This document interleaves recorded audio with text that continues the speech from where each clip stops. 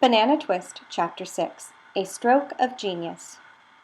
Mom had decided to have a bridge party. Since it was an afternoon party, and since everyone always fixed dessert at the afternoon parties she went to, she figured that's what she'd better do. "I wish I could serve raw carrots," she grumbled, leafing through a cookbook, her least favorite pastime. The party was to be the next day. Suddenly I had an inspiration. "How about banana splits?" I asked. "I could get all the stuff and make them myself. Then you wouldn't have to bother." "A stroke of genius," she said, laughing and closing the cookbook. "Banana splits it is. The fatter the better. A splurge." She looked at me thoughtfully. "One banana split can't hurt you," she said. She gave me the money to get the stuff, and I started off for the store, automatically remembering to walk down a couple of floors before I got onto the elevator.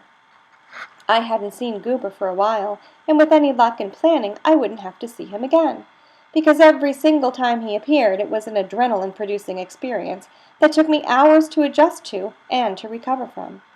I came back to the apartment building with 2 huge paper bags filled with chocolate and vanilla and strawberry ice cream and butterscotch sauce and chocolate syrup and marshmallow goop and lots of nuts and maraschino cherries and bunches of bananas. I thought I'd have to make 2 trips, but I finally managed. Talk about athletes!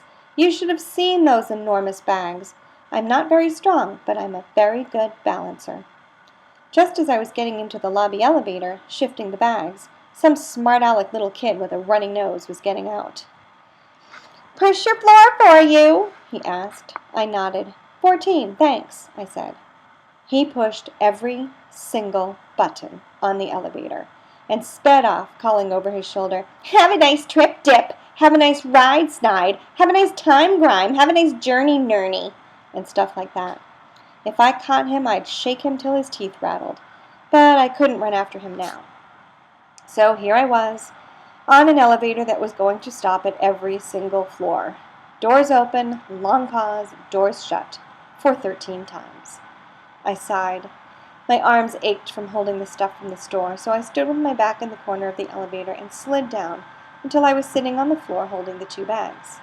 Just before the doors closed, a thin, bald-headed man with a long fringe of straight black hair ran into the elevator. He was out of breath and sweating a lot, and he kept mopping his head with his handkerchief. He sighed as the elevator stopped at every floor, and finally he turned around to look at me, as if I might be responsible. I lifted my shoulders in a resigned shrug, to show that I was just as innocent and disgusted as he was. At the 7th floor, the elevator doors opened to reveal Goober. "Hi, Dad," said Goober, stepping into the elevator. "I just took the books down to Mr. Holloway like I promised." "Thanks, Goober," said Goober's father. Goober kept talking. He didn't see me. "He says to tell you he's feeling much better, and thanks for all the reading you've been supplying him with." Then he looked around and saw me and blinked. He eyed the bunches of bananas that were on top of both bags. "I see you're laying in a good supply," he said. I pretended to yawn. Yes, because I'm hibernating now," I said, shutting my eyes. "Dad, this is the kid I was telling you about," whispered Goober. "The janitor's son, the one with the banana thing." I kept my eyes closed, but I knew the father must be turning around to look at me. Goober kept whispering. The elevator door opened, paused, shut. Opened, paused, shut, 2 or 3 more times. We must be on 14 by now. I opened my eyes. The father had put his arm around Goober as if they were real pals. I could read his mind. He was saying to himself, "I may not have the most handsome son in the world, but at least he has all his marbles." My father could out-pal Goober's father any day of the week. I kept sitting there as they started to get out at 14. Goober held the door open. "Do you want me to go up with you to help with the bananas?" he asked. I shifted my position, and I guess it looked to them as if I was clutching my banana bags. "Don't worry, we're not going to take them from you," said Goober's father. They exchanged glances, and I read that silent little message too. It was, "We'll have to play along with him, not alarm him or anything. You know how these loonies are." The father turned pleasantly to me and said, "I understand your father's the janitor here. Maybe you'll be kind enough to tell him that our kitchen faucet leaks." He paused. "I'm Goober's father, Otto Grube." he said politely. How do you do, Mr. Groob? I said. They both waited for me to say my name, and of course I would have automatically, as it's a reflex action to be polite in introductions, but the doors closed before I could open my mouth. They still didn't know my last name, thank goodness. As soon as the elevator got to the next floor, 15, I stood up and loped to the stairway with my bags. One of them was going to break open, I knew it, and it did, just as I was halfway down the stairs. It was really a mess, and it took forever to get everything into the apartment, racing from the stairway to our door, back and forth, afraid all the time that Goober would come out of their apartment and see me. What on earth are you doing? Asked Mom as I made my third trip into the apartment, with ice cream and cans of sauce and bunches of bananas. It's too hard to explain, I told her, but it has something to do with that character down the hall. He's giving me a nervous breakdown. Uh-huh, nodded Mom. We unpacked everything, and then I quickly made myself a banana split while Mom was in the shower, and went in to watch TV and work on my questionnaire. Who do you consider the most important influence on your life, excluding family members? Well, except for Dad and Mom, there wasn't anybody in my life. Except Goober, of course. Although I will not name him for fear of embarrassing this kindly old man, the most important influence in my life is a simple, unassuming neighbor. We share our ideas and our innermost feelings. We question each other, searching for life's answers. I call upon him whenever I am in trouble. He is always there, ready with a new probing question or a new incisive comment. Without this elderly friend, my life would be entirely different. Something would be lacking. What would be lacking, of course, would be this nagging sensation that Goober was going to drive me bananas. The next day, just before the party, I realized I'd eaten all the peanuts that I'd bought for the banana splits, so I went out to get some more. When I got back, I got off the elevator at 15, as usual, and walked down to our floor. I peered out. No Goober. I was beginning to get really mad at him, and at myself, because why should I be sneaking around this way? Just because I didn't want to wind up having Goober for my friend all summer? I walked to our apartment door and started to turn my key in the lock. It just didn't work. The key turned, but the door was stuck. I knocked, and Mom came to the other side of the door and tried to pull, and I tried to push, and nothing happened. It's stuck, she called through the door. I'll call the janitor.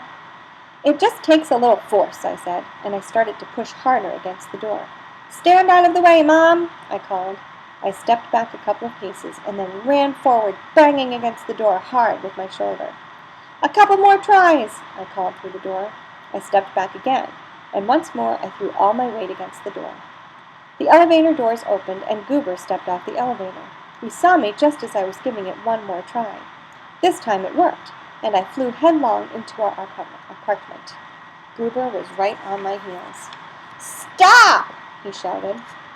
And then he saw Mom standing in the middle of the living room looking surprised, and he yelled, Give him your bananas! Give him all you've got! Don't argue! Don't struggle! Turning to me, he said soothingly, Now this nice lady will give you any bananas she has. Don't you worry. And then you can come over to our apartment. We've got a whole lot of bananas, honest. We bought a whole batch of them just this morning. We'll see that you get all the bananas you want. Just don't harm this innocent lady. Mom started to laugh, and Goober turned to her and said, It's all right, madam. Please don't be hysterical. You've had a close call, but everything is going to be all right. He glared at me. You've gone too far, breaking down doors, threatening innocent women. You really must have some psychiatric attention. I'll ask my father. He has connections. He can help. Mom sat down on the couch, still laughing. Actually, this is my mother, I said coldly. I didn't see anything funny about the situation. Goober was too much. His pimples started to turn brighter. It's one thing to threaten a stranger, but your own mother? That's despicable. He turned to Mom. I suggest that if you have any bananas, that you give them to him immediately, in order to avoid any further unpleasantness. You may not have realized it until now, but your son has a strange fixation about bananas. Sometimes parents are the last to realize. Thank you for warning me, said Mom. Jonah, I don't think you've introduced me to your friend, she said to me. My friend? I glared at Goober. This is my mother. This is Goober Groob, who lives on this floor. Goober wasn't listening. Your son may seem to you perfectly normal, although, oh, on the contrary, said Mom, smiling. Wouldn't you like to stay and have some carrot juice or something? I'd be happy to stay until he quiets down. And if you would like, as an added precaution for me to call my father, I can get in touch with him. He already knows something of your son's problems. Mom smiled at him. I don't think we need to worry, she assured him. He seems quiet now. Goober looked over at me. That can be very deceptive, he said, as if I wasn't even there. He is docile and reasonable one minute and then raving the next. Bananas seem to trigger some very odd behavior. I never dreamed, murmured Mom. I have so many here now, he might become violent. Then she started to laugh again. Goober, I'm having a party. Won't you stay and help Jonah make banana splits?